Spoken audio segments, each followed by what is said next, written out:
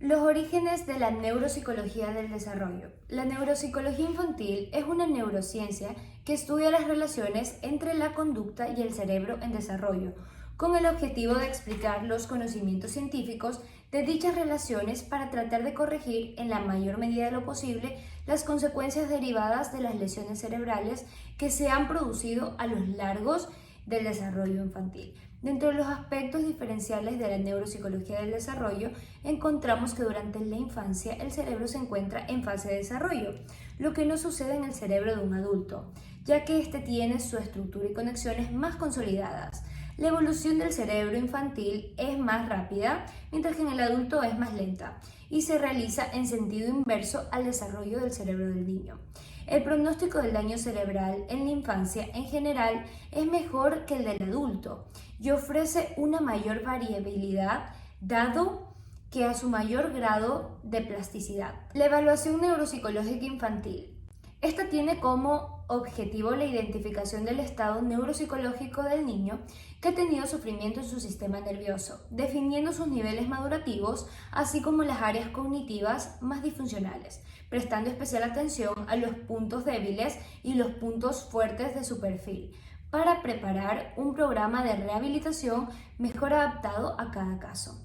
Dentro de este proceso de evaluación neuropsicológica se tiene que realizar de manera exhaustiva e individualizada y deben incluir las siguientes áreas: anamnesis personal, funciones cognitivas, funciones receptivas, funciones expresivas, funciones motoras, lenguaje y laterabilidad. Y por último, estudio de la personalidad, emociones y conducta. Ahora daré una explicación sobre la neuroplasticidad del sistema nervioso en la infancia. El metabolismo cerebral del niño es mucho más activo que el del adulto, ya que el cerebro del recién nacido utiliza el 60% del aporte total del oxígeno para atender todas sus necesidades metabólicas, mientras que un adulto solo emplea el 18 o 20% de la energía total. El consumo de glucosa por parte del cerebro es muy elevado a lo largo de todo el ciclo vital, aunque no es el órgano más voluminoso del cuerpo. El cerebro es el que mayores demandas tiene de abastecimiento energético. Sin embargo, a diferencia de otros órganos como el hígado, el cerebro carece de suficientes capacidades para el almacenamiento de la energía en las células, por lo que exige un aporte continuado de glucosa a través de la sangre.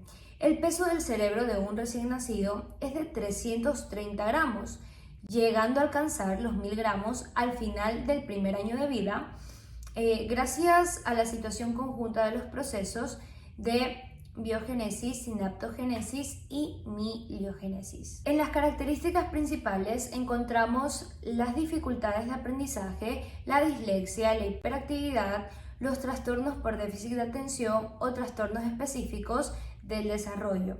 Un porcentaje significativo de niñas y niños presentan alteraciones en la percepción psicomotoras, cognitivas y comportamentales que se derivan de daños por la incapacidad intelectual normal. Los requisitos que se toman en cuenta para un diagnóstico de disfunción cerebral infantil son los siguientes: inteligencia normal evaluada de manera individualizada, trastornos cognitivos que pueden afectar el lenguaje, la memoria, la atención, percepción, motricidad o razonamiento, causa neurobiológica que pueden ser alteraciones sutiles en el sistema nervioso central del origen prenatal, perinatal o postnatal.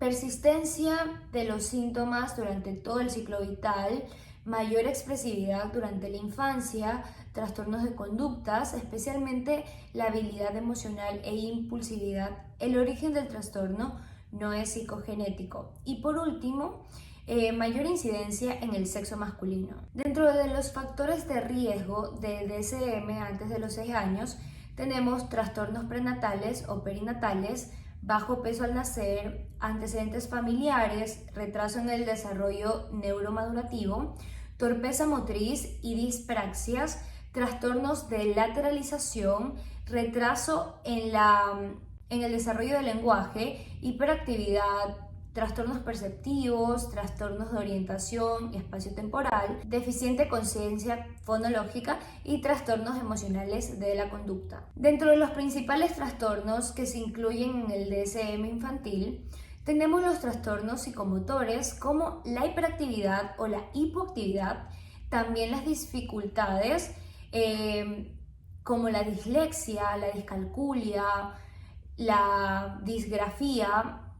También tenemos los trastornos del lenguaje oral, comprensivo, expresivo o articulatorio, los trastornos de la expresión motriz gruesa o fina, los trastornos en los procesos cognitivos, memoria, razonamiento y funciones ejecutivas, los trastornos por déficit de atención, trastornos emocionales y de conducta de origen neurodisfuncional y otros trastornos como endocrinopatías o también cromosomopatías. Dentro de los criterios para el diagnóstico diferencial del daño cerebral en la infancia, como daño cerebral severo tenemos las lesiones neuroanatómicas graves y explícitas, el déficit neuropsicológico severo, signos neurológicos mayores incrementados, signos neurológicos menores incrementados, hallazgos positivos en prueba de neuroimagen anatómica, exploración en neurología patológica.